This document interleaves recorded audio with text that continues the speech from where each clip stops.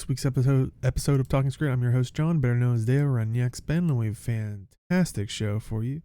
The next episode of Ice Brood Saga is coming. We got the trailer, and a new game studio by an ArenaNet Co-Founder, and much more. But first, let me introduce you to my fellow host. He streams over on Twitch where he answers the age-old question.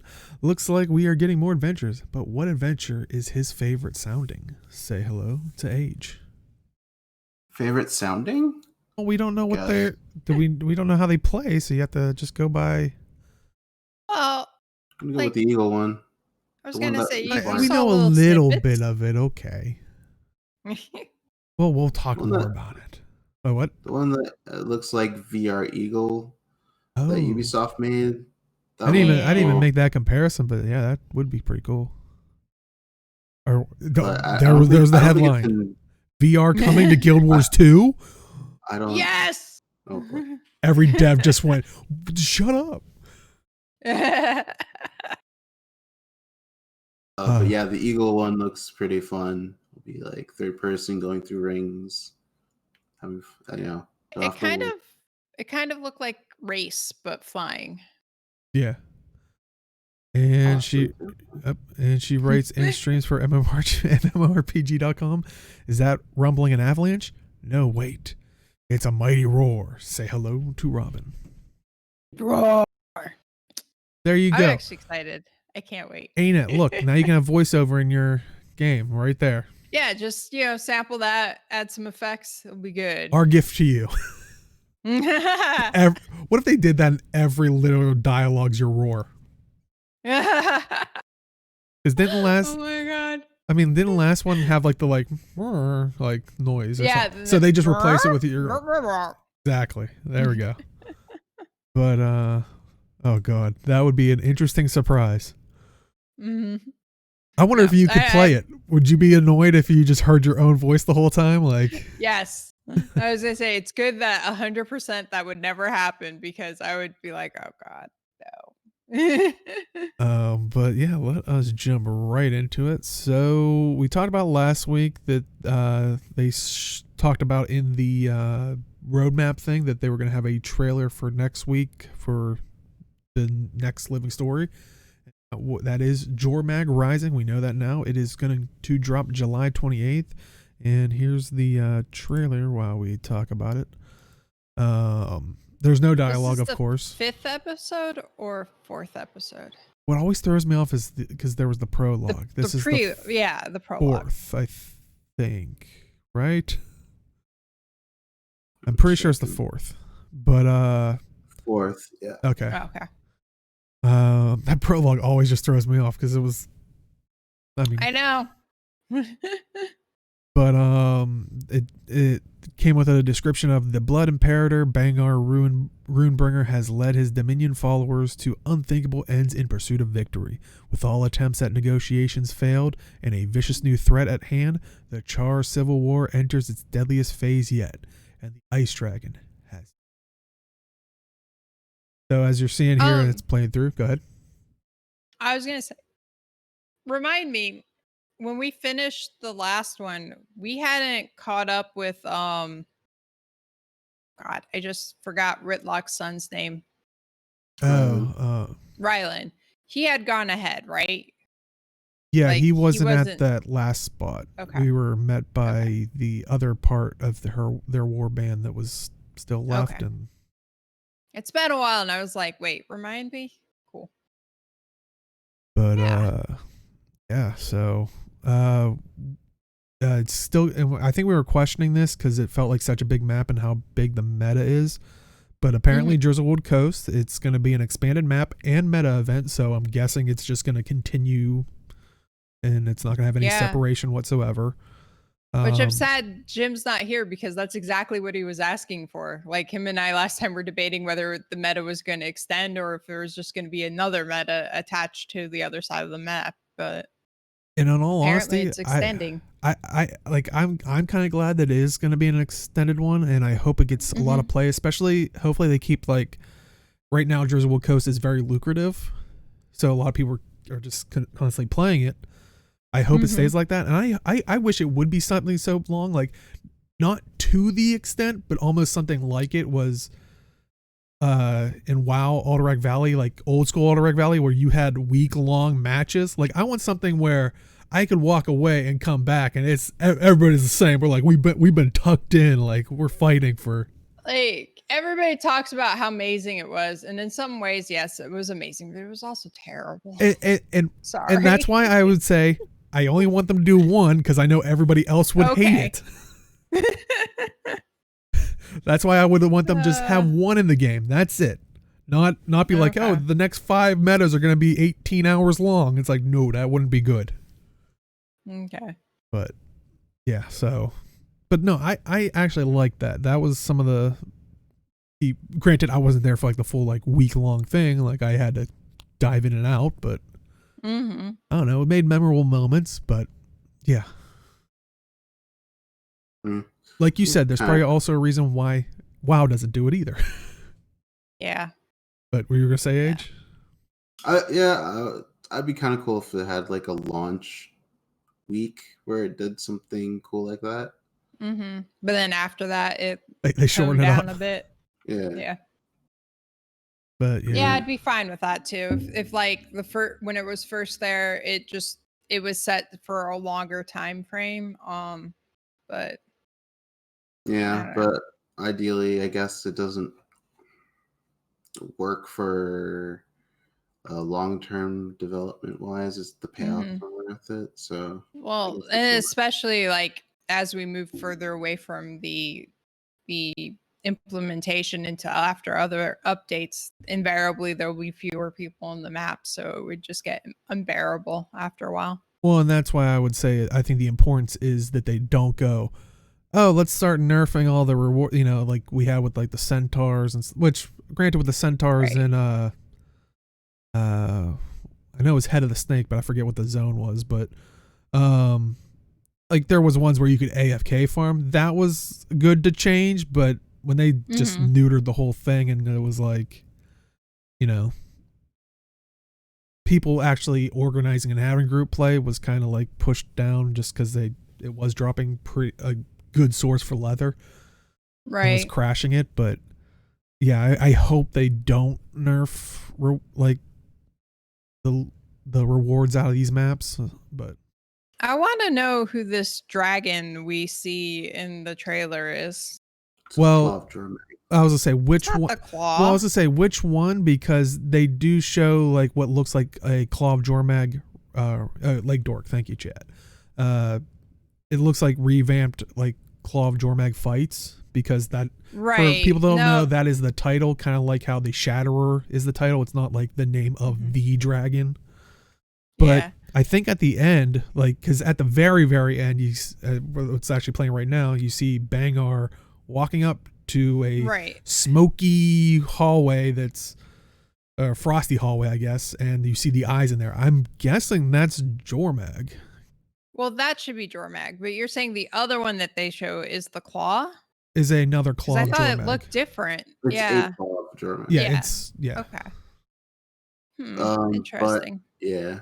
So I'm kind of waiting for this payoff. Like the whole payoff at this point with Bangar is just like, is he actually going to get power and have his consciousness? Like, is he still gonna be Bangar, be who he is, or will it get to a point where Jormag will just help Bangar until it's like betrayal type? Like, I'm kind of waiting to see where that side of the coin goes story wise, and I think this episode might do that. I'm not sure.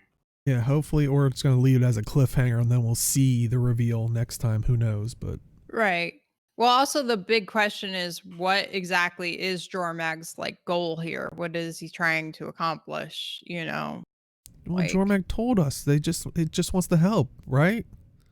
It's so friendly, freezing all of our friends. It's just making everybody better, new and improved. Yeah.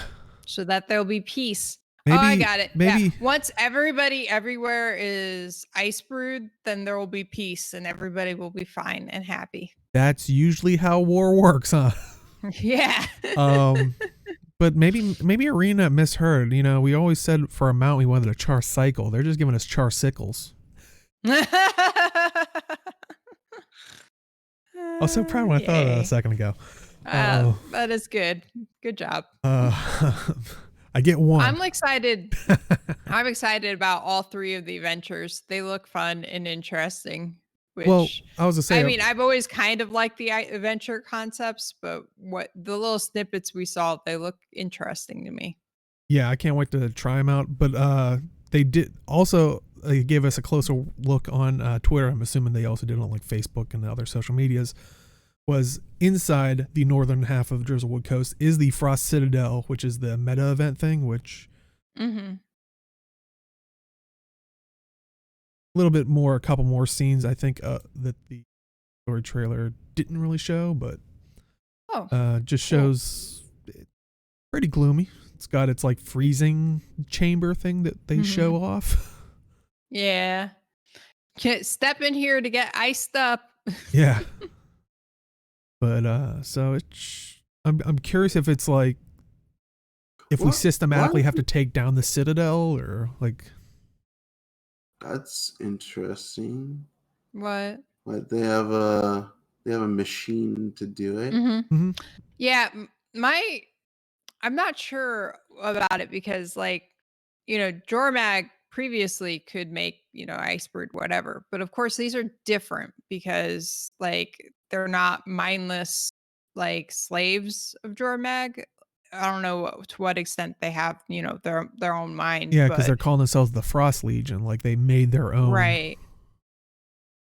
So they're So I don't know if there's something about getting iced up through the machine that enables them to retain some amount of themselves. Though I'm wondering if it's a lesser extent of its energy, because it seems like it's along the same lines as what the Sons of Svanir are, where they have that kind of they can call upon the dragon's power but not be fully consumed, but then they could potentially be fully consumed when they go full on. So and if it's like that, kind of like with, I mean, Sons of Svanir, the Norn Bear in Guild Wars 1, it was kind of like channeling with the area and being in that area for so long kind of slowly corrupted them. So maybe it is maybe that chamber only gives them a little bit. Right. And also, like, we've seen something like that just in the last update, because the reason the enemies in the last one had those essences from the previous things was just because they had been in that area so much that they had kind of absorbed it into themselves. Yeah. So. And I know you see a little bit in the trailer as well of a lot of people on their flying mounts.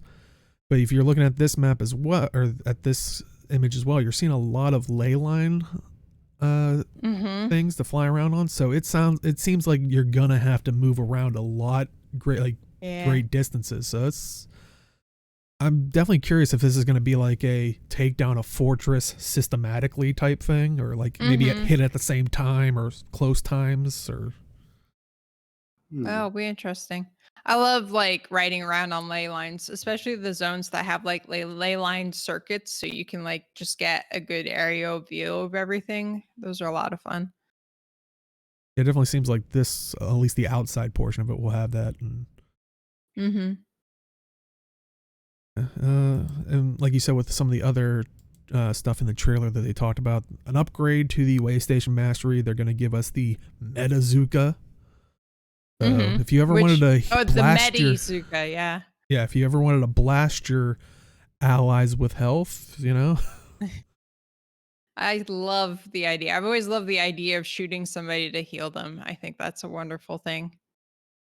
Yeah, it is a cool concept. I'm trying to think. Did WOTOR do that with like their? Yes. Okay, I was gonna say I remember that was like I think the Smuggler had a healing spec where you shot people. Okay, to heal them. Yeah, and I think I always like that concept of like you had to do damage to maybe even build up your resource, because I think Rift did that with like the Chloromancer as well. It was like you had to build up source to then expend healing for your allies. But so yeah, I'm curious to see what the Metazuka entails. But Funny looking at this, I was just thinking about I can't even remember the last time I actually participated in a claw fight. Yeah. Well, and I don't know if it's It's the like, same one or maybe we Mhm. are really close because it is called Jormag Rising. Maybe we are really close because there is one scene where you see a claw of Jormag like kind of hanging on the side of like a Mhm. stalagmite, like a giant one, like Right. just. So I don't know if that's part of the same fight and it's like moving around or because it looks like the same area, but yeah. Yeah. So be kind of.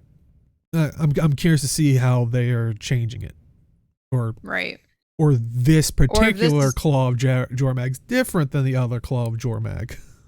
right. Like this could just be a whole different thing with another one of them in this area. Yeah. And also in the trailer, what we talked about a little bit here was the new adventures, the favor of the spirits. You can show Eagle your flying prowess, impress Wolverine with your deeds, and prove that you have the resilience of Ox. And those are 3 that are coming. So I would guess then the Wolverine one would be the one where you're running on the ramp and dodging the one balls and trying to get the other balls, I think. With like, would that be the resilience? Like, kind of like. No, I think the last one where it looks like a bear is attacking you would be Oh. the resilience, wouldn't it? Like, Yeah, that would probably make more sense.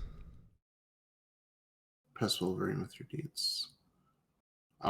Yeah, that could be like doing task, I guess. Yeah, because if you're trying to escort like a ball or something back, it could be the deeds. yeah. The way I interpreted the little snippet was that there's different things that you're supposed to collect and things that you're supposed to avoid. And if if it's really fancy, what you're supposed to do could change during the adventure. So like it might switch and you might have to do something different. I don't know. It says It probably won't do that. Yeah, I think it's 3 separate ones. Yeah, it says 3 new adventures. So I think collectively they're called Favor of Spirits. Right.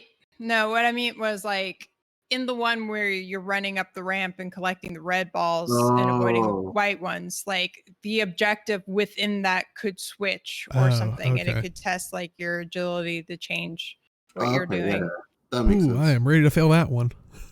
I know, right? Oh boy. I mean, it probably won't do that, but that would be amazing if it could. I wouldn't be surprised, especially if it's. They usually add some. Like, it'll probably be easy to get bronze tier. That's usually how it goes, and like the other 2 will be. You actually have to know what you're doing. Bit harder.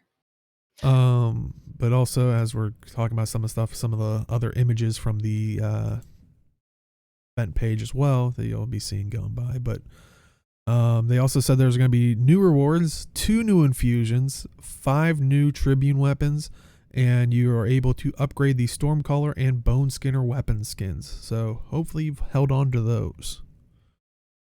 And I think I saw some people saying, because the Stormcaller skin does say that in the little description, but apparently the Bone Skinner weapons do not. They kind of did that change afterwards. Well, I thought the Bone Skinner were just new ones of them, not upgraded versions. I think it's upgrading the Bone Skinner weapon skins as well. Not mistaken. Yeah. Okay.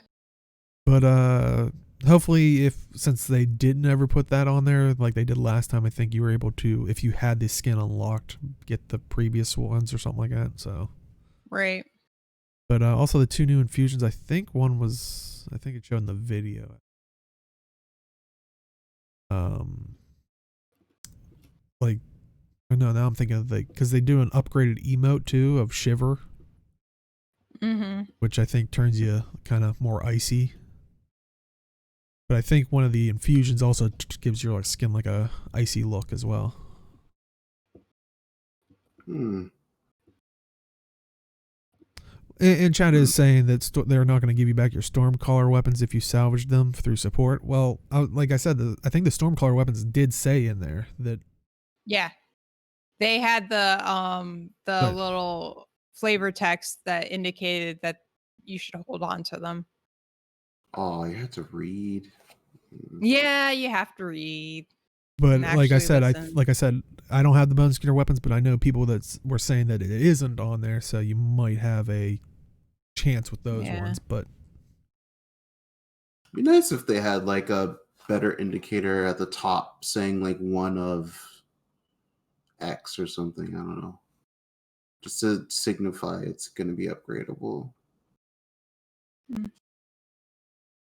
though my worry is, and I do understand that a lot of people won't read tooltips because heck, we look at the skill, people using their skills. But I'm worried that we would have to get to a point of like type in the whole name if you're sure you want to delete this, or salvaging it or something like. Yeah. But I mean, if they have to go to that extent, but that would probably ensure me never getting rid of them, because I am not, like, when they say to type something in, not I'm like tapping out that. Yeah, I'm like, no, especially when it's like a whole sentence long of like, I'm like, oh, really? Yeah, I guess I'm just weird because I always read those. So like the first time I ever saw the Stormcaller, I read the text and I was like, oh, that's interesting. I'll have to hold on to that. Because it's also in light blue text, similar to the precursor stuff as well. So yeah, I would either do that or put red text below the salvage text warning, saying this is an upgradable weapon. Like, yeah, but the red will pop up at least. Yeah, I think that would still be the problem if people won't read it. They'll just do it anyway. Yeah, but that's what the significance of the red text is, because it stands out more. So like there's at least a 50% more chance that people actually. But how would that work with like when people are salvaging like tons of things at once, Maybe is it exotic? Is it exotic? Yeah, I think chat said it was an exotic. Right. Rares are okay. Never mind. Then yeah. So I was thinking it was exotic, so it should work that way. And chat also was saying the saga needs to throw a curveball somewhere. The major villain has been set up as Bangar / Jormag, it seems. So now we're just waiting to resolve the threat and see the thread that leads us to Cantha / Bubbles, since that's been the heavily hinted expansion, which I think there's still we're a long more way from that. Yeah, I was gonna say, I think we're still a decent amount that there's gonna either be something in between, or it's not. I don't feel like we are. We've gotten just a screenshot. The end of the season is going to go straight into the expansion? I think, well, not necessarily straight into it, but I think we're like, after this episode, I think we're 2 episodes away from finishing this saga. Right. But I think we'll have another season after this. Yeah, I was gonna say we'll be finished with this season, but remember, there's seasons and sagas. Yeah. Because remember, when they came up with sagas, they referred to all the stuff that we've already done as the first saga. So sagas can be multiple seasons. Do we all have the flow chart? Like it is complicated. What would you have an entire season about, though? Well, and that's what I'm wondering is, will we wrap this up in in whatever a season will be, or is it going to be 2? Yeah. I mean, they've already set up that the easy obvious solution of killing Bangar and stuff wouldn't help. Like Arene point blank told us that wouldn't necessarily fix the problem. So like, I feel like there's more going on than we're aware of right now, and there's a bigger issue that we haven't discovered yet. No, they've deliberately said when they started the saga that literally all of the previous seasons, chat, was they said the whole story from the beginning of the game up until the end of the last season before this saga started was the whole first saga. That was literally the beginning of the end of the beginning of the story. Like it's crazy. It may not be a difference to you, but that is how they originally defined it. Could it change? Yes. But that was why it was always my assumption that the saga was going to be multiple seasons, which is why I'm so surprised they started trickling in expansion, which the expansion could easily be part of the saga as well. I don't know how they transition it then. That's kind of weird because like it seems like a season after this saga, which would be let's say it's 6 episodes. I'm not sure what it would be about. Mm-hmm. But I mean, there's also a potentiality that like the we can't stop the new ice legion and all of that. Um and then we could be heading off to look at new ways to fight them or something, find more allies that have a better understanding of things or something when we go off to Cantha. Well, chat's saying it feels like a stretched out season to us because all we've had is one season of it. Right. Like we won't know until we get to the end of this little season. Yeah, the and then we'll first see what they do. saga had seasons, expansions, and that's what this one's shaping up to be. But I would be because they're not. I don't think, and they haven't defined anything yet of the expansion. They haven't said this is the Bubbles saga. Like, I mean, honestly, it could very well lead to it, but we haven't gotten any information on it. I'm sure and we'll talk about the COVID stuff late, like kind of working from home stuff. I'm sure that has slowed that down a little bit.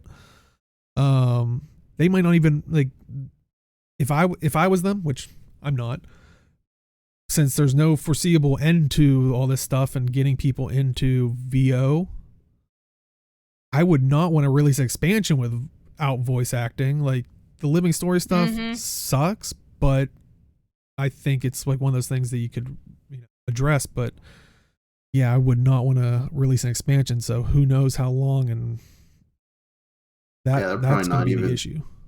But I don't think they're even at the point of voice recording yet for expansion anyway. So. Oh God, no. True. And like I said, if people are thinking 2021 for the expansion, I think it's going to be lucky and generous. I'm thinking I would say fall 2021. I'm still thinking 22. Yeah, I'm with Deo. I think we are much further away from that than a lot of people think. But I mean, literally, all we know is that they are working on an expansion, and there's been one. And we have a screenshot. Like, I don't even know was that really confirmed to be a screenshot or was it concept? Or not a screenshot, a concept art. Sorry, a concept art during that segment, which is heavily hinting at it, and it does say its file name was like Shinji. It's Cantha Dale. Oh no, I agree. I agree that we'll probably be going to Cantha. I'm just not saying but by the end of 2021. Cantha. My point was more that if it was an actual screenshot, we would be much closer to it than it just being concept art, because concept art usually comes first. Yeah, sorry, I misspoke. I'm just saying, when do we get the concept art? Oh, jeez. Was it sometime this year? All of this year is a blur to me. I have no idea when anything has happened. The only thing I could think of is like I think it was right before the shutdown of everything. Yeah, so like February, March.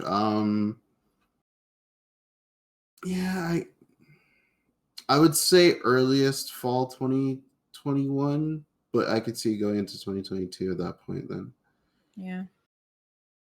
Yeah, like I said, I think that would be the earliest is 2021, but that's super hopeful if everything goes flawlessly.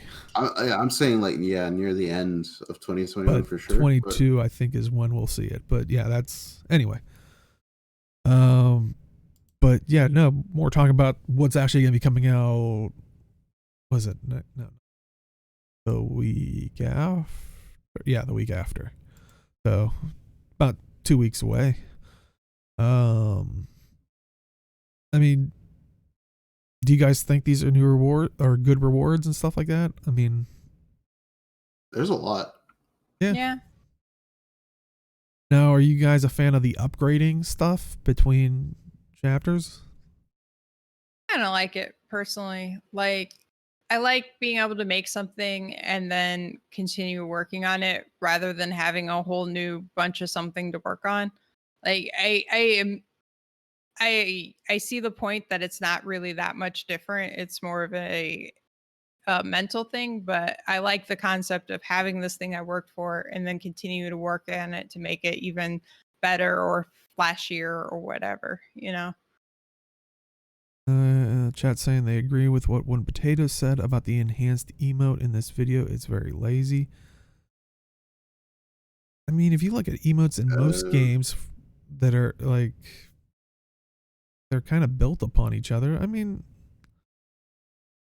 I would like to see more of it because, yeah, doesn't it just freeze the person over, if I'm not mistaken? Because we had the shiver emote, and this one's kind of the, like, chills them up a little bit more. I mean...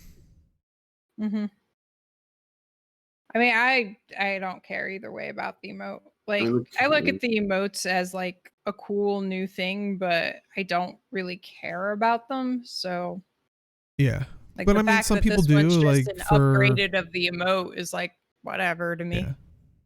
I think it's a cool concept building on the idea of upgrading the skins, but I mean, but they're also saying the point he made in the video was that emotes are essentially an unlimited form of reward, and we're already repeating emotes 4 episodes in.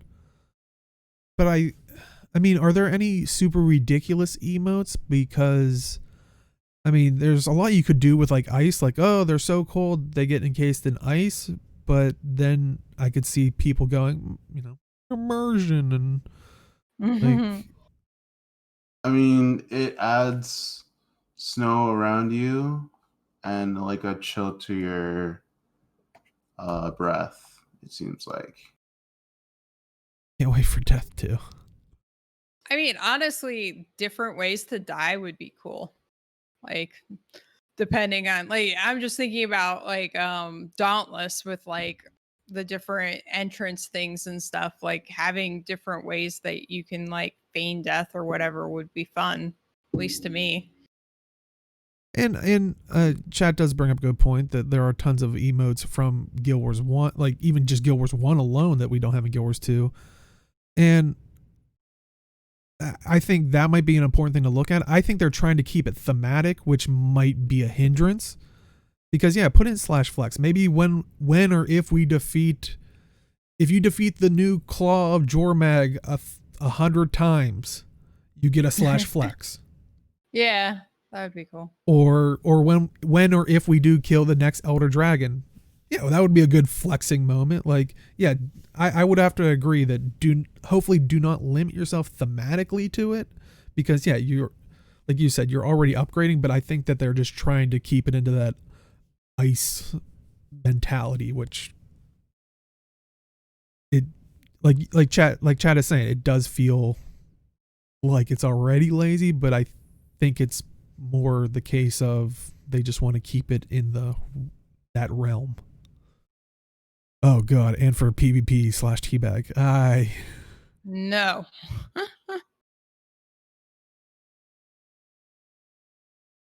And yeah, like chat saying like handstand and stuff like that, because while I barely use them, like, you know, I'm sure the people that do like machinimas and like stuff like that and supporting that, because people make machinimas, that's also slightly, you know, free advertising for your game, which is always a good thing if you can work it in.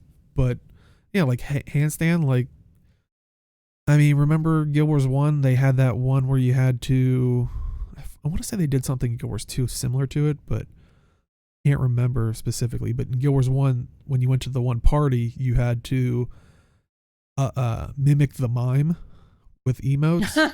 Like, yeah, what if like you do so well or something, you get like the handstand emote, or maybe ones that even relate to different professions, like unlock an elite certain tasks from the elite specializations or something, and you get one that somehow is specific to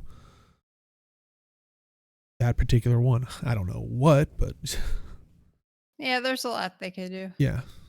But yeah, I think with this, maybe don't get stuck in on thematic, like, oh, we need to make it somehow frost related. It's like you said, you're taking down claws of Jormags left and right.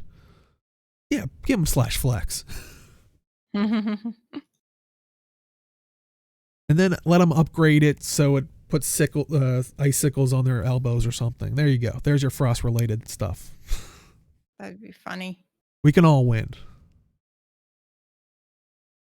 I I swear a game has done that though. What chat's bringing up of the slash teabag, if they actually brought out Oh a yeah. teabag instead Yeah. of the.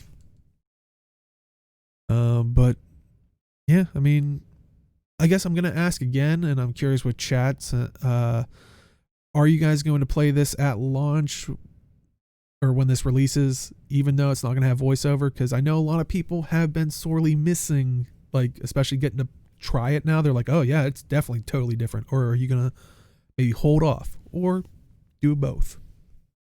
Yeah, I would love to experience it for the first time with voices, but since we have no idea at all how long that's going to be, I'm going to play it. Yeah, same. Yeah, I think if I was not like if we didn't do a show or anything like that, like I would just kind of playing, like normal. For fun. Like a Well, normal person, you weirdo. I mean, I play for fun still, but Yeah. yeah, like I didn't have any like time sensitive restrictions on it or something where Mhm. I would definitely probably hold off on it, but and yeah, I do agree, and I think that's the sentiment of everybody is they do miss the voices, Mhm. and yeah, I do agree. It's nice to play when it's fresh because yeah, evading spoilers for months. Good luck with that. Oh my god, yeah. I didn't even think of that, but I'm sure it was already fresh in my mind of. Mhm. But yeah, that would be a bit crazy. But yeah, so we'll look forward to it. And as always, since some people are holding off on it, we always do want to respect those decisions. When it does come out, when everybody here has played it, we will have a dedicated section so you don't have to worry about us dropping a spoiler in the middle. But yeah, I think that's why I'm excited for the chat saying, even though they didn't do the story, they did the Drizzlewood Coast map. The map is fantastic. I'm super glad that they're expanding it. I can't wait to see how it integrates into it and how long it's going to be and all that stuff. So yeah, I'm excited on multiple reasons for that. But any other? Oh, I guess we could bring it up with the whole adventure thing, because we did see people talking about it of people were upset that this did not have a strike mission. And instead they had adventures. So do you guys feel like it should have a strike mission every single time? Like, should that be the formula, or I'm just curious of your guys' thoughts.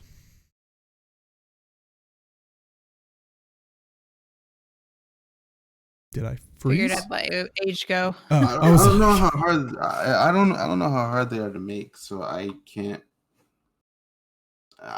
really say one way or the other. I've been in a few, and the design of it seems really simple. So it just comes down to executing the fight. So I guess they could add it every episode.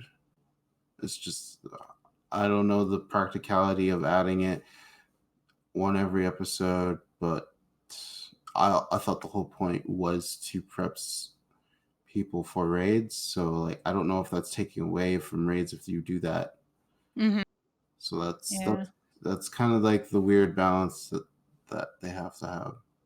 Yeah, I feel like if they added a strike mission every single update, like it'd be boring in a way. Like, I don't know. I was talking to Deo some about how WoW has its cycle within expansions where there's a major update where there's a raid, and then there's a smaller update, then there's a major update with a raid. And yeah, raiding is the thing I do mostly there. So I'm always looking forward to the next raid, but like there's a lot less excitement around it other than it would be if it was like, oh, hey, there's a raid this time. That's cool. And I also was pointing out that one of the things that I liked in the Char one was that strike mission. I didn't even realize that was the strike mission. Like, until we were talking about it at one point. I was like, oh, so how do you get in the strike mission? And you guys told me, and I was like, oh, I've done that like 3 or 4 times.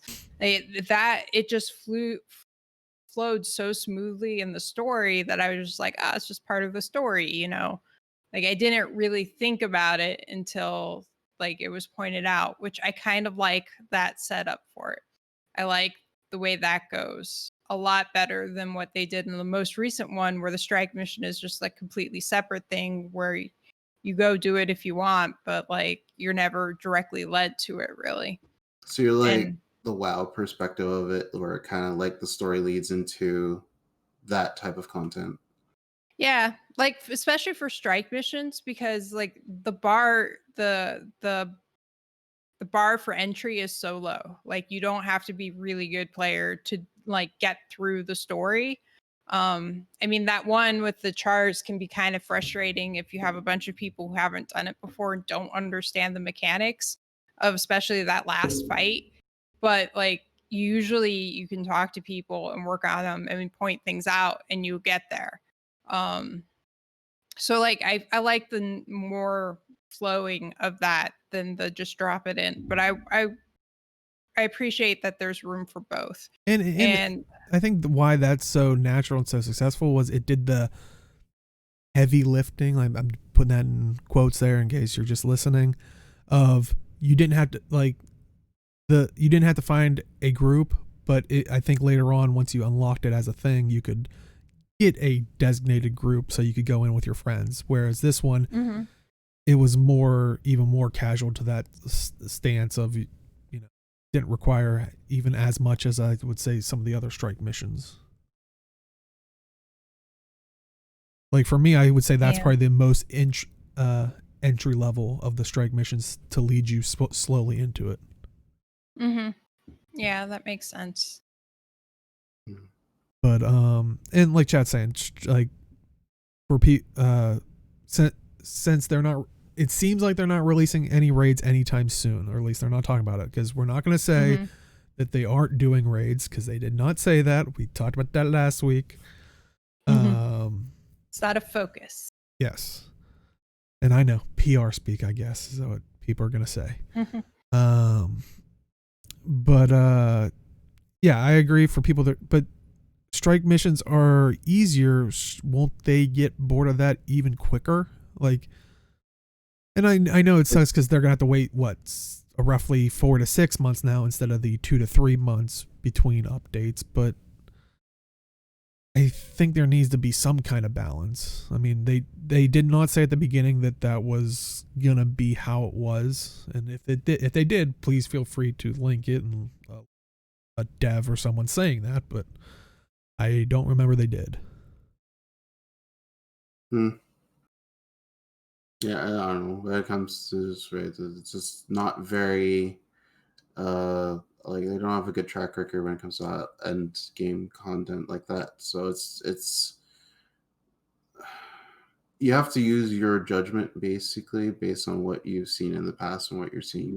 Just like decide if you're gonna be satisfied with strike missions until something comes out, whenever that may be, or you get your fix in another game until it comes out here, or you just transition to that game for that content. And Like I mean, a lot of people, really that's what they do is just go to different. I mean, Arlie even just said she goes to WoW to raid there, and you know, I know lots of people that are playing Final Fantasy 14. Well, I also feel like it's kind of, they've made themselves kind of in a weird place, because the idea with the raids is that they never are old. Like, I mean, they're old, but like they're always relevant. Like there's always a reason for somebody to go back there. Which kind of like once you get to a certain amount of raids, it's just like adding more and more zones where you spread out people, and then you have people who want to go back to the first ones, and it can be harder to find people who will go back to those ones. So like it's not that I don't think that they shouldn't ever do more raids, but like I think they've made a really hard position for them by doing it with the thought of making them always relevant. Yeah. Yeah, that's a good point, because like you said, with WoW and stuff like that, like it's very much the sense of you can outgear it, and then there's no point to going back, or it's going to be a cakewalk, or. Well, you can still always do it for legendary armor. There's probably just a small fraction of people who have all three, and I do like the last three, I want to say, or last two give you the ring, or maybe just the last one. I don't remember honestly, but that doesn't have a lot of. I think the only thing that would be nice is just like repeatable CM, and Yeah, then you I would have love to see CMs used more, especially to increase the difficulty for some of the hardcore people. And then you just have the return in monetary funds for rating is pretty good. So that's what a good reason to have people go back constantly just to clear rates. Yeah. But yeah. Any other thoughts on the Jormag Rising, the lack of strike mission, anything of the update?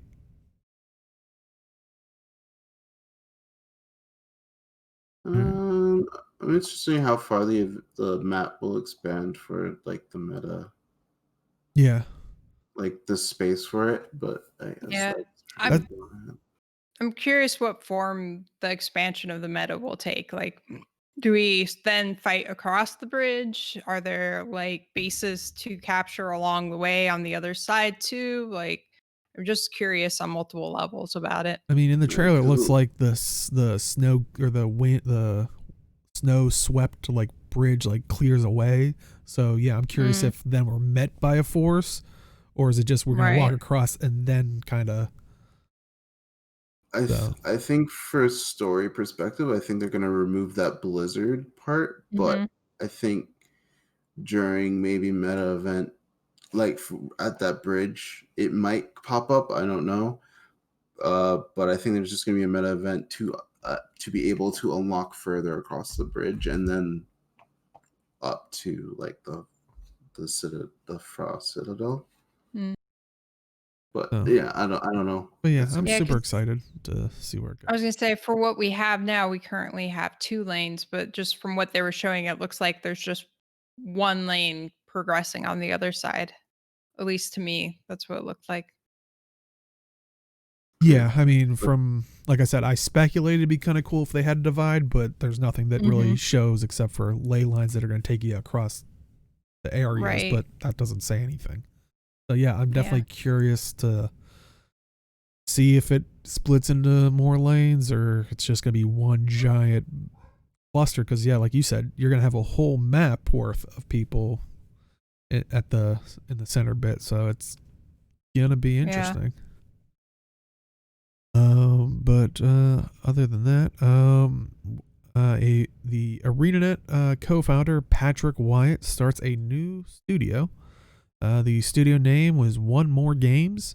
They did raise $5.7 million for the new studio last fall. They plan to make cross-platform PC and mobile games.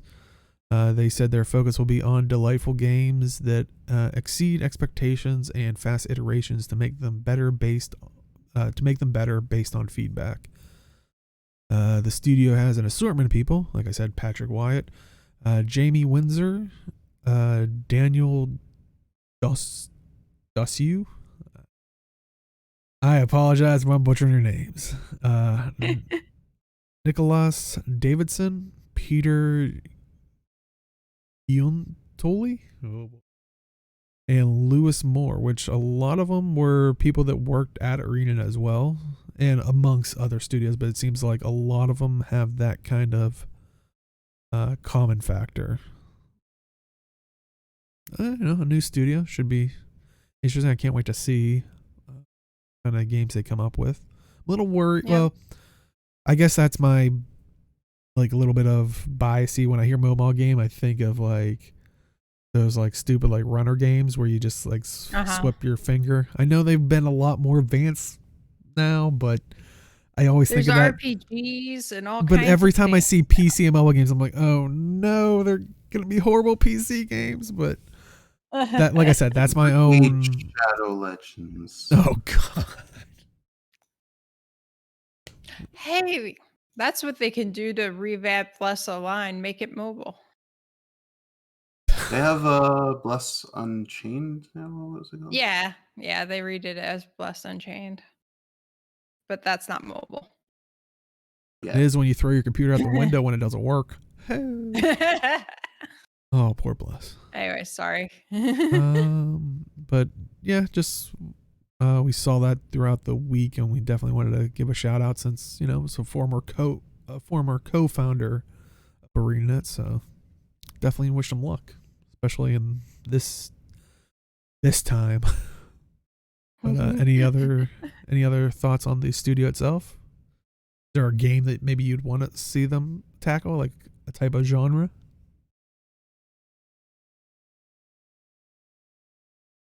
No, to be honest. Back Rift. Rift. What? Oh god. But yeah, so can't wait to see what they come up with. But speaking of during this time, Guild Chat this week, they had a working at home edition, which was this past Friday on July 17th. They had an assortment of people joining Ruby. Like, for a brief second, I had a couple names in my head, and then it just went away. But oh my gosh. But I think it was like, what was it, 7 or 8 other people? Maybe only 6. I think it was. She did 3 shifts of 3. Oh, I okay. think. So yeah, something like that. Huge assortment of people, and it was unfortunate because I saw it afterwards, but like looking at the chat, a lot of people were like, are you going to show new game information stuff? But I think especially if you were listening to it, I mean, first off, Guild Chat's a lot of the behind the scenes stuff anyway. And I think this is even more behind the scenes than what people are used to, right. Which might explain why a lot of people were like, some people seemed annoyed with it. But I, especially listening to like some of it, I was like, I think there was one segment where they were talking there. I think the one person was what's his name, Kent Benson. Yep. Yep. But he was talking about how they were going over stuff near the end of the day, and then they just kind of stayed even after end of day, and we're just like still chit chatting and stuff like that, because people are hungering for that kind of, from working at home. It's like you don't have that interaction anymore. But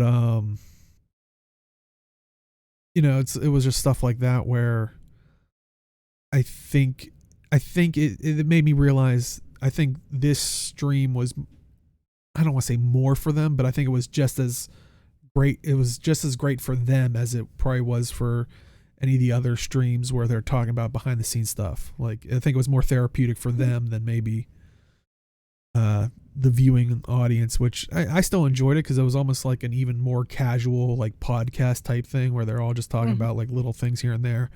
I could see viewers being annoyed by it, just because I think a lot of companies are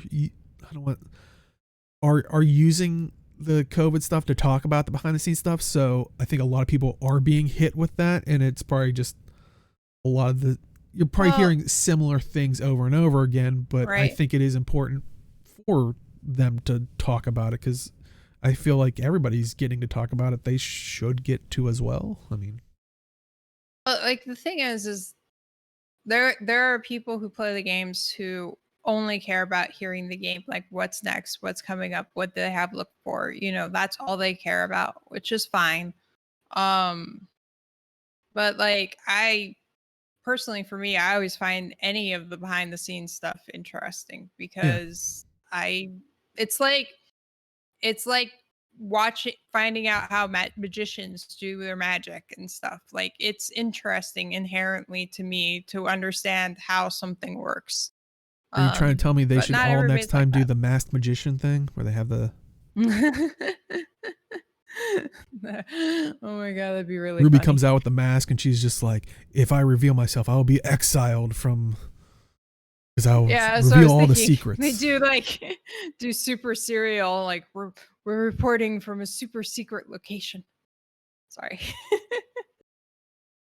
But yeah, no, I think it was a great listen to it. I think it, because unfortunately it was on Twitch, where I think they were having technical, like I said, I watched it later, but it seems like they had technical difficulties where it kept disconnecting. So yeah, I think if you add it all up, it was like 2.5 hours or. Right. I was watching and I was wondering what program they were using to get all the screeds on the back end, because I was curious if they had the same problem we used to, where one of them after a certain amount of time would just cut off and you'd have to restart the call. Oh, yeah. Maybe. We could have helped. You should have called. Like, No, I know. But what was really interesting for me was, I think I forget his last name, but Connor was talking about he's doing a lot of his work through remote desktop, which I'm sure a lot of them are. And I don't know about you guys and your experience with remote desktop is, but I've been working off of that a lot here and there for the last year. And it can be really slow sometimes, just getting it to go and, like, accomplish things, well, and I can't actually, imagine trying to do, like, actual dev things. you bring it up because I was just gonna say, is Connor the first or last name of the person?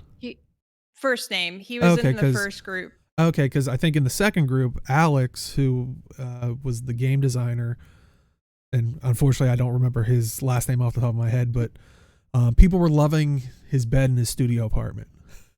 But I think he even mentioned that, where he was like, oh, the first week or so, he was remoting in. He's like, oh, this is gonna be great. And then he's like, yeah, our software, I found out, doesn't really go well through remote. So he's like, yeah, I gotta go get my, so. Yeah.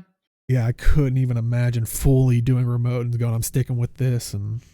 But it seems like there was a unanimous, they all went back for their seat, like their seats, which I think is an interesting thing. It's always those little things that you don't think of.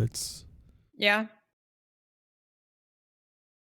But I mean, any other thoughts on the guild chat? Like I said, I don't think there wasn't like this is something that's coming up in the next patch or something. There was none of that. But if you just want a cool behind the scenes, like I said, even more behind the scenes than the other stuff, and relating to how they transitioned and stuff like that, I think it is a great listen.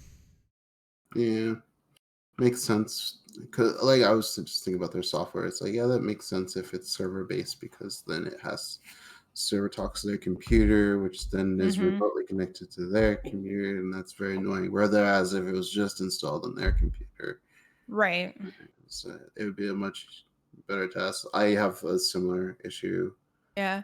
And I mean, they also they have different versions of the game client that they work with and stuff, and I'm curious if they actually have to remote in to get access to those too, because those different versions would be way more locked down than the main game is, because main game's out there, but these different versions are work in progress and stuff for them to test various things. So And if they remote into their PC, if that's what they're doing, it's basically like if you're working at your desk, so it'd be the same. okay. But it depends how their setup is structured. So if they have a lot of things that are dependent on different servers for their information. So let's say definitely their game patches are on different servers. Connecting to those might be a little longer than being at your office, just because of the extra you have to make.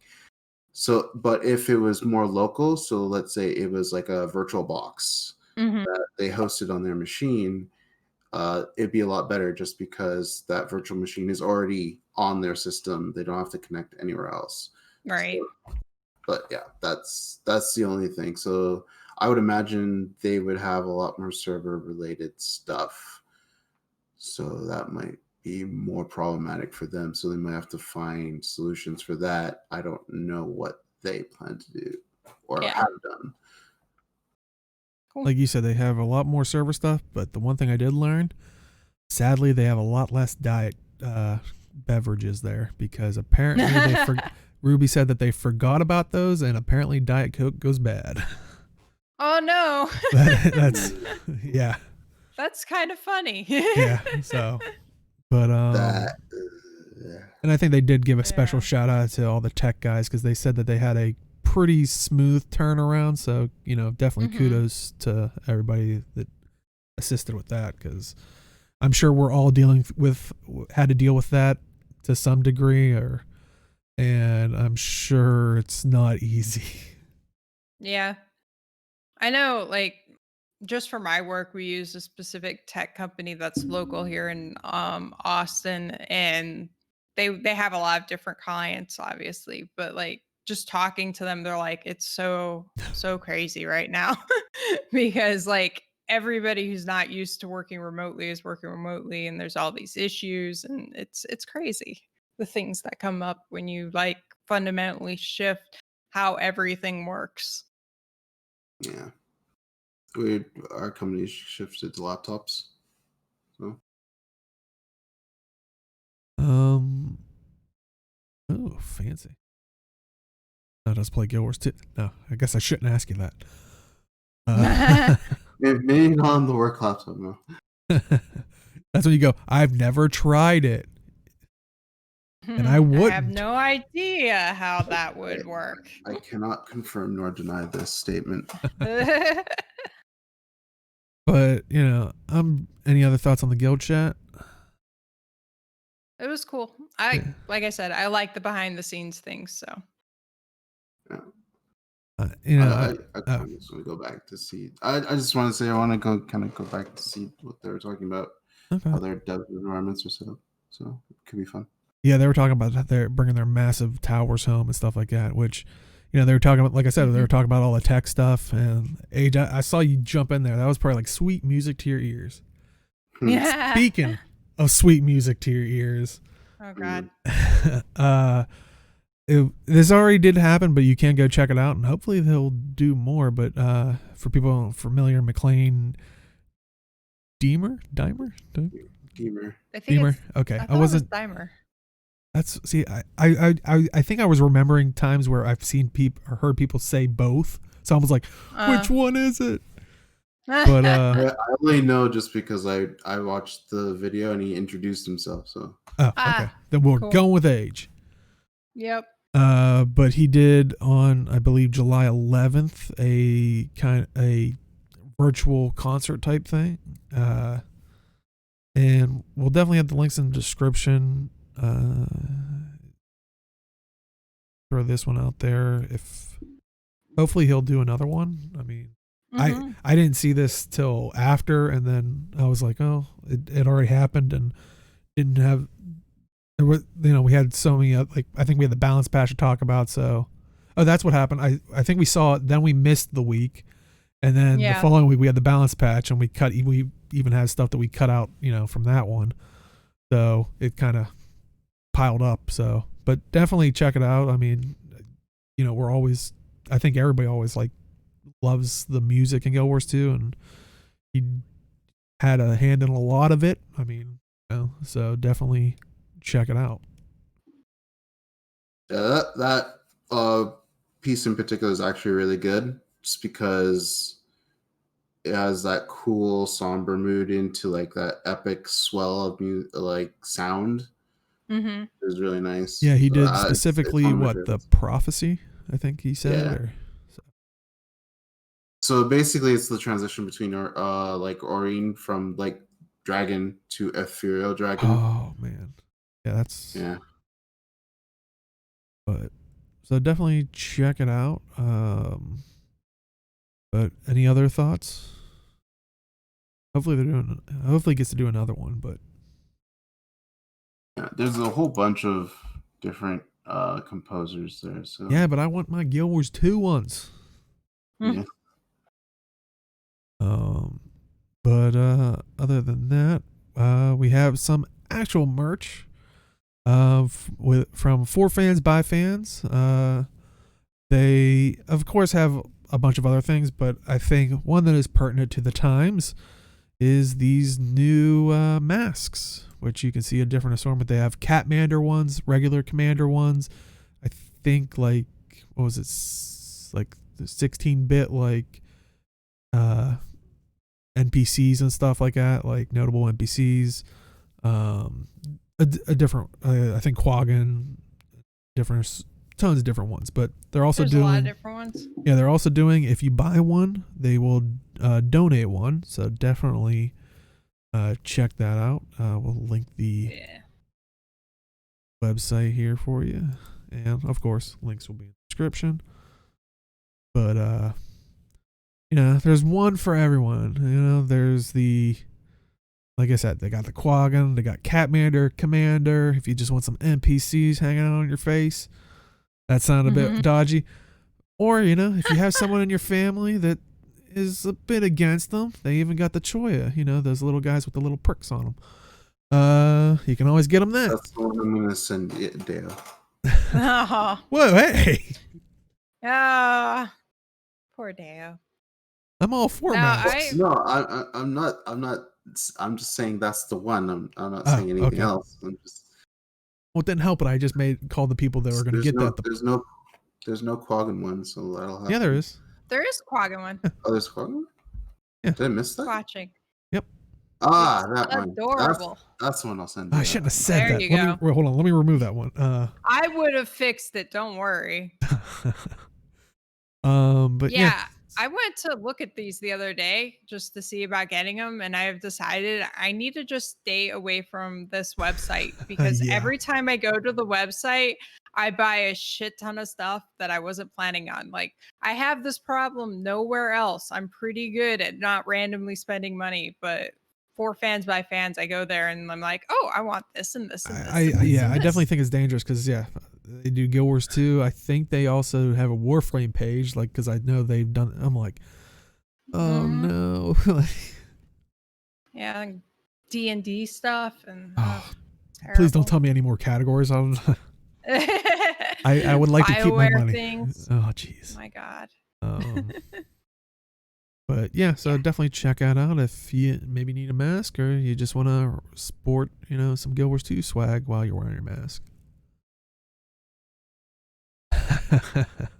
Where's the mask that's showing the various dishes they make out of Quaggans and mounts? I mean, I think you can submit. That I'll buy the Quaggan one, the Quaggan dish one. So that's the only Quaggan one I will accept. Oh, you gotta get on that chat. You got one purchase. But any other thoughts on the For Fans by Fans? Oh, that's pretty cool though. No, we can probably, if you want Daya's money, make an Abaddon mask. Would it have? Oh yeah, I want to buy it now. I want a full face mask. Anyway, but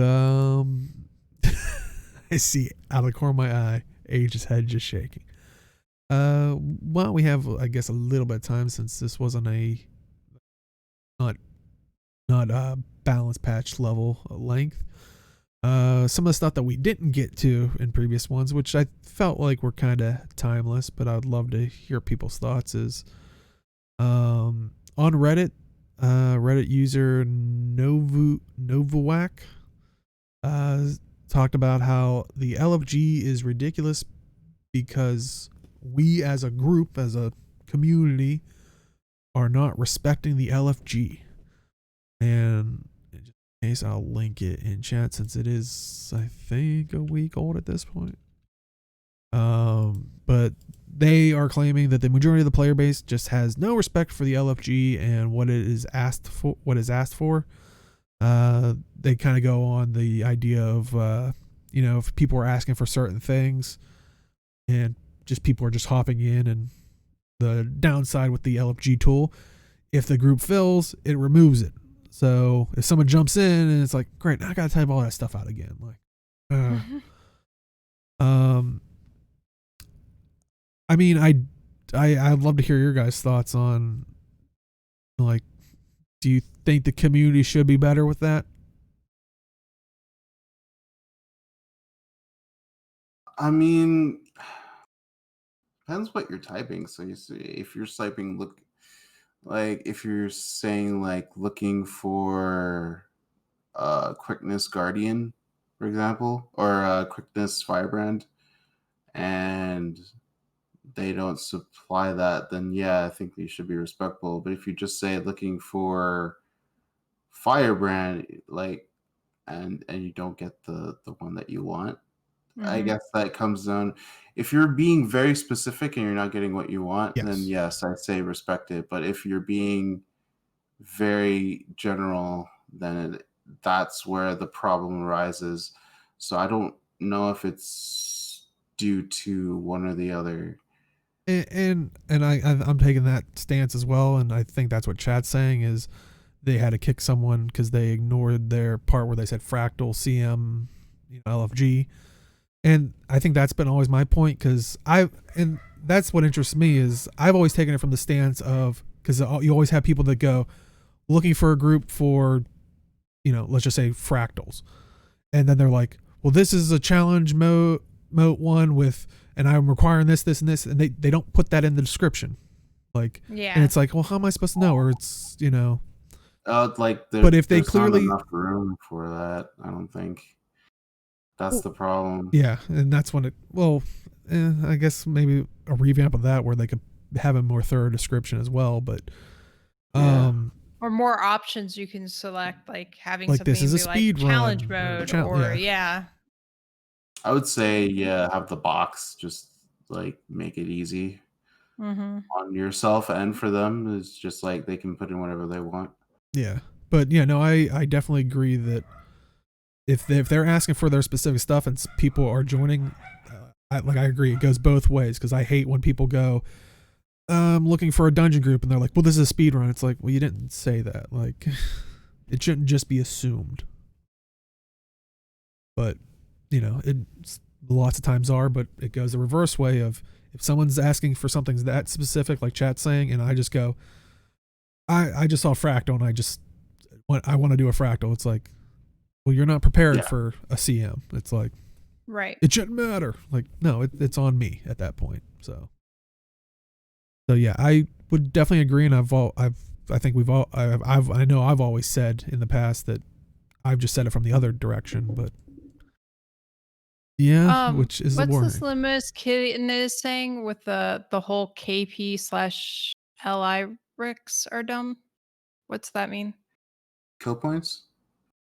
Yeah, the how many times you killed it, or the what's the currency thing? The thing that you get in the raids, the little I just forget the name of it, but yeah, I've seen that, where it's like link those, and it's like sometimes you don't, like, especially because it goes back to the raid stuff, you got a lot of that stuff from other ones. It's like, doesn't mean that fight.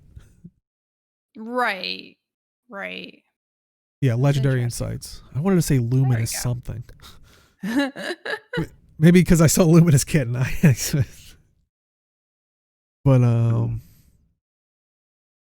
it's I don't know.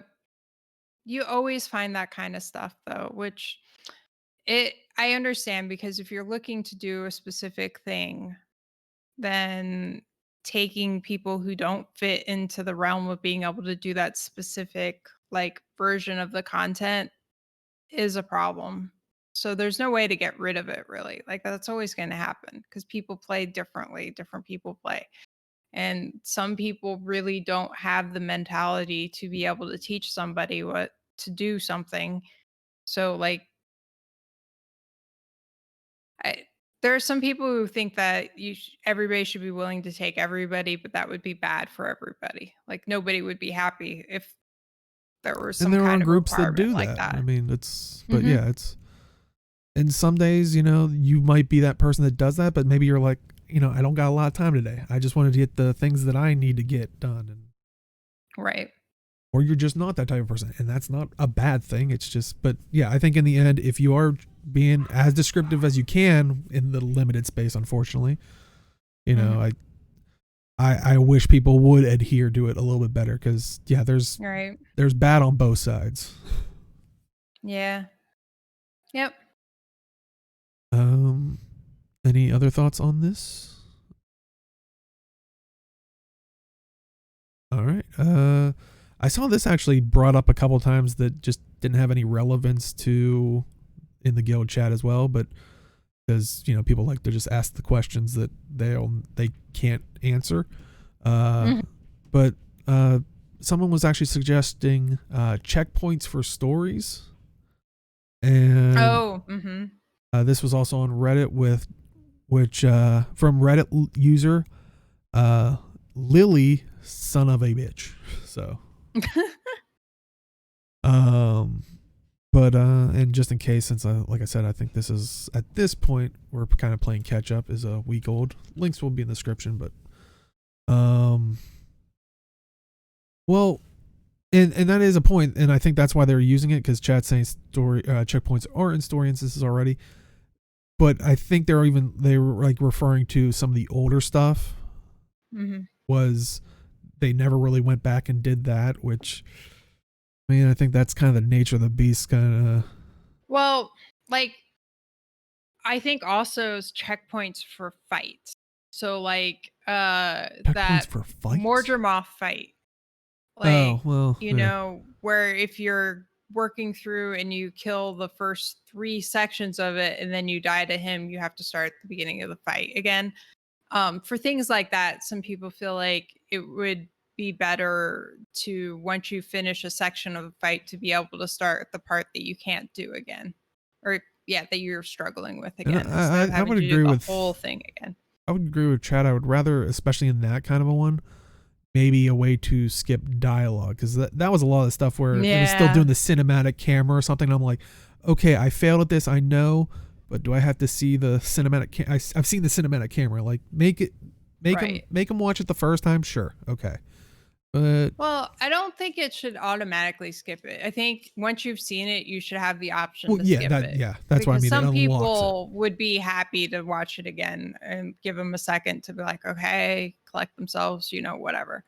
But yeah, I think having an option to skip some of those cutscenes would be really good too.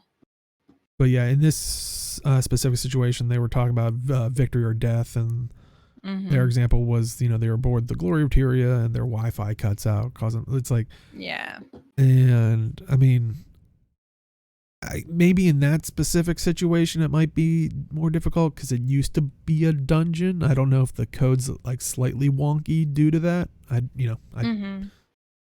couldn't begin to tell you, but I mean, if you look at any of the core story stuff, I don't think any of them ever went back and did the waypoint thing to them, but they have corrected it, like Chad is saying, and I think that's what they're hoping for, is they maybe go back. But that might be one of those things that, if it ever happens, would be like a side project of a developer, would be my guess. I mean, I don't know what your guys' thoughts on it are. Would it be worth it for them to? Back in my day, we didn't have checkpoints. Every game was like Dark Souls, and when we died, we started at the beginning of the chapter.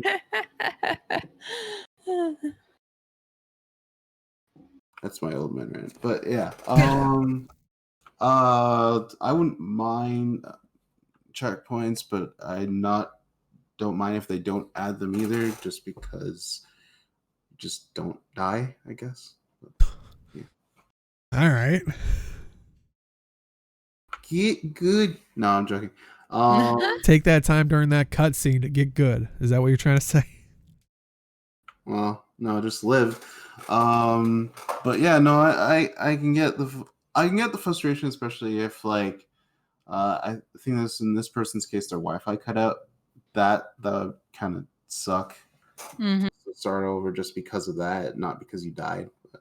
Which hopefully that's a rarity, because if you're on something that unstable, maybe figure out a different way to play, which I know is sometimes tough for some people, but it's one of the Yeah. You situations. always have options. Yeah, if you're in a school dorm, for example, you can't have no option.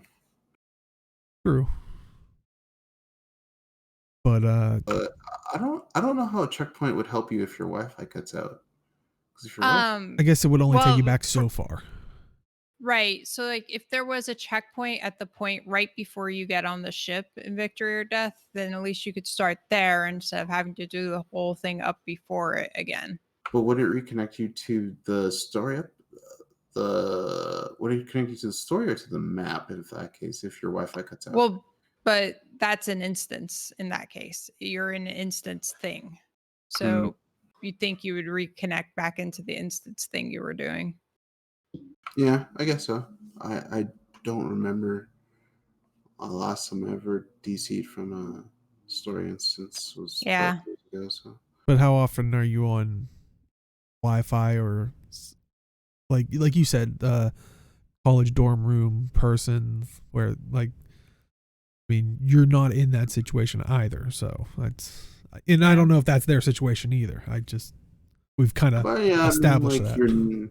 You're like your net could like your ISP could like flicker out or something. I don't know. But well, also I think Victory or Death still counts technically as a dungeon, which is a little bit different, I think, than the way story instances are set up, for example. Yeah, I'm not 100% sure. It's been quite a while since I've done Victory or Death. Yeah. But yeah, so I mean, like I said, I thought this was like, oh, it's a one small little thing, but I've seen people responding to like their tweets with it out of nowhere. Like I said, I saw people during the guild chat, so I guess there's a strong want for them, but Yeah, there's a number of areas where it would be helpful and nice. Yeah, jumping puzzles. Put me back up there. Yes. Yeah. It's not my fault I missed. But last up, weirdly, we're going to talk a little bit about Destiny 2, but hold on. Don't pack up yet. It's actually, I think it was last week, they introduced a new system for Twitch streamers that's actually making Twitch streamers a fair amount of money. And the way the system works, and this is specifically for Destiny 2, was I believe if I'm not mistaken, if the person was playing it has the Destiny 2 Twitch extension, if they gift a sub to someone, they get a basically think of it as a die pack. It's but it's I think they're referring to it as a bounty system, and for if people people want to know, this is what the die looks like. But I saw a lot of people quoting That's a this. mask. Yeah, I saw a lot of people quoting it and saying, "Oh, I'd love something like this for Guild Wars 2," which I know in the past we've said we would love to see just Twitch drops or something, like anything Twitch related, in there. Would you like to see something like this where the system would be, if someone gives someone a sub, they get the item, which, like I said, I think the argument starts to happen is you're just kind of buying that die pack or something like that. But yeah, I mean, just buying it would just support ArenaNet, but doing it in this way would enable people who wanted to support some other streamer to bring them more people, which would be particularly good for some smaller streamers. But I also see the argument for people who need to have all the dies and might not want to be on Twitch in the first place in doing that. So I think it's a cool idea, but it opens up a lot of questionable areas. Especially when a lot of the games start to have their end game goal as fashion. Right. They play, like, even though it's not a power thing, if you can get your dies in the game or through in-game means, this, like, if it was related to Guild Wars 2, no amount of gems or like transferring gold to gems is going to get you this hypothetical die. Right. If it was a die or whatever the case may be. I mean, like, unless there's you exclusive Guild Wars 2 outfits, right? From like conventions or yeah, there are the convention Mhm. code promotion things. and- events. I'm for me it's like meh, but I guess I'm not a Desi player anymore, but Mhm. like I hop in every now and then, if anything. But for me, it's not a huge issue in my opinion, because it's like an outfit that like I would have to buy. It's like, for example, like in Twitch, they have a whole bunch of things. Like Apex would have like exclusive skins. League of Legends might have an exclusive thing. Overwatch might have like I can even maybe look here, like Mobile Legends. I think Oh, you maybe looking at the Hyperscape has Twitch something. Prime rewards? Yeah, so it's like, Yeah, they already kind of I do that don't with the know. Twitch Prime stuff in a way. I mean, I don't know. For me, it's like a nice. It's like a bonus thing where, like, I guess everyone who participates wins, but for the players themselves that don't want to participate, it's not like it's the end of the world type of deal. Mhm. But I don't know. I wouldn't mind if it was like something like if you want to get it now, but in like even up to a year, we're gonna release it in the game or something. Like you could get it like, but if you want it exclusively, it'll be like through streamers or whatnot. That up to this year point or something. Right. But I mean, I think in general, it kind of boils down to I think people would love some more integration with Twitch, or even I don't know how many things YouTube does, and Mixer for the last month or so. What? I don't know. I don't know how expensive it is. Like, Yeah, I'm wondering how much s- maybe Twitch might take a cut or something. Is my question. Oh, that's the other thing. Yeah. I don't know. Like, it seems like like a smart thing to do, but there must be some sort of contractual agreement that they don't want to go with. Like, that's the only thing that has, because like they've done all these other different promotions, but they've Yeah, been they do with all these. They do the bubble tea thing, and everybody's like, "Where do you even get that around?" But What is that? this would be, something like the Quiznos one. People are like, "The only thing I learned from this is there's a Quiznos 18 miles away from me." Yeah, so it seems like, no offense to the other businesses, but they're like, it seems like they do the third rate ones.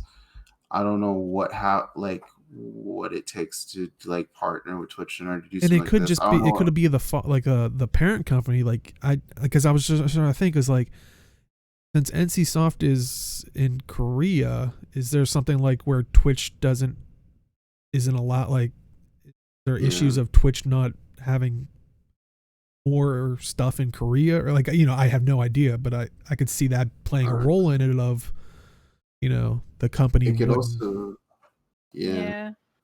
It could also be that it just like Guild Wars 2 doesn't pull the numbers on Twitch enough to warrant it for Twitch itself. True. Yeah. That's possible. But really, does Destiny 2? Like, That I'm not 100% sure. Trying to think if the new season came out maybe less than a month ago, so. But yeah, like, has quite a few viewers, 1K viewers, 700, 300, 200, almost 100, other 800 here. So there's quite a few of them. It pulls decent numbers. So, well, I don't know. If they do, I would still love to see them implement like what Warframe kind of did. Was if you have your accounts linked through Twitch, and in this case Guild Wars 2, any streamer, if you watch them, maybe you get like, I think it was tied to, if they get an achievement while they're streaming and you're watching and your account's linked to, you got like a booster, which would be the equivalent of like our boosters, and maybe something small like a little die pack or Right. But for the partnered streamers, whatever promotions they would do, like, hey, we're celebrating, they're coming up with their Guild Wars 2's 8th anniversary.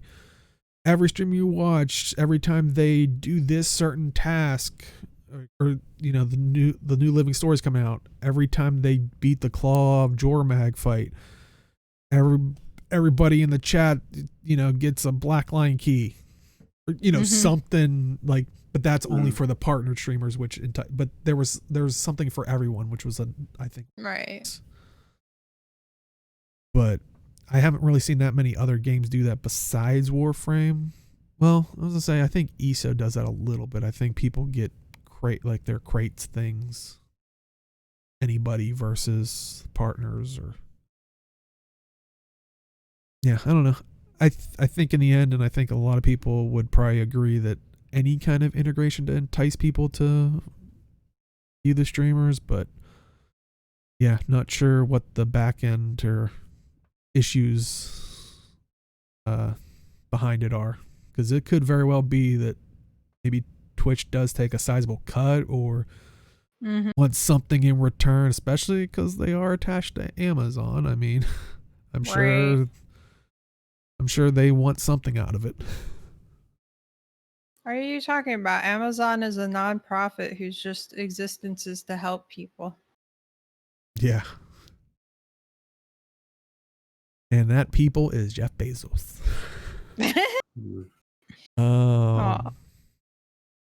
But yeah, I think that is it for this week. Any thoughts on anything we talked about?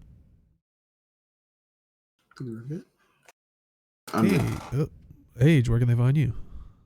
Twitch and YouTube, ArenaNet. I've been super busy, so I haven't been doing much recently. I'll see what next week brings, but don't get your hopes up, I guess. Yeah, that's all I got. How did we switch? That's what puzzles me the most. At least you're honest about it. You're like, don't hold your breath. I was like, I'm gonna stream, and then I never. But so you're still better than I am. And Robin, where can they find you? I can be found on Twitch, Twitter, and Instagram at Arlie82. Yay. And you can find me at simply_Deo on Twitch and Twitter. I was trying to stream 3 days a week. I lowered that to 2. I'm going to be doing Mondays and Thursdays, seeing how that kind of pans out. So, but if you join us in Discord, I do play games on the other days. It's just a lot of times I have to walk away here and there. So, but if you still want to play some games, hop on our Discord. It's the Mad Realms Discord, of course, and that's 2 A's the Mad. But if you want to watch this, if you are just popping at the very end, do stick around and do a bit of an after show. Oh yeah, by the way, before I forget, in 2 weeks, so August 1st, me and Age are basically gonna destroy our brains, because on top of probably doing Talking Skritt, we're probably gonna bring back Via the Void, which is our Warframe podcast, for one night only. When they're doing the dev stream for TennoCon, so we're going to do like a live reaction and give out our thoughts and stuff for that. So kind of like we did last year, it's just kind of like a watch along party. So if you want to tune in for that, I don't know if they told us the time on the dev stream thing, but I think the last time it was well after. It was like around 7 or 8, I think, last year. So hopefully it's around that time. Otherwise, we're gonna pull our hair out if it runs that close into Talking Skritt. But yeah, if you are popping in, do stick around. We do a bit of an after show. But if you want to watch us in full, we do highlight it on our Twitch, which is twitch.tv/madrealms. If you want to tune in live, go to that Twitch channel on Saturdays at 4 p.m. Eastern, 1 p.m. Pacific. If you want to watch it on YouTube, youtube.com/madrealms. That goes up on Sundays at noon Eastern, 9 a.m. Pacific. We finally got the timestamp things to work, so you can slide around all you want. And also, if you go to our website, madrealms.com, that's where you should be able to get the audio version. And I think that covers everything. So that is it for this week, and we'll see everybody next time. And then